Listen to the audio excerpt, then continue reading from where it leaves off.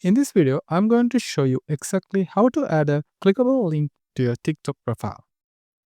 As you can see here, I can tap on this link and go straight to the website. Let's see how to set this up. Now first go into your profile, then click on three bars in the top and click on settings and privacy. In here, tap on account. Now you need to switch to business account, tap on that. Now go through this setup and select a category. Then you can skip this.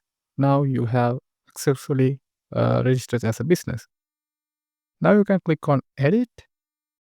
Then you can click on links. Then you can click on website and you can add a website or a link you want. I'm going to type techfuryhq.com, which is my website.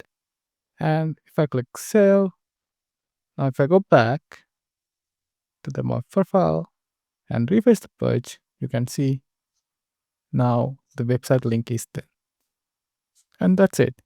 If this video helped you to get this link in your TikTok profile, subscribe to the channel and see you next time with another video.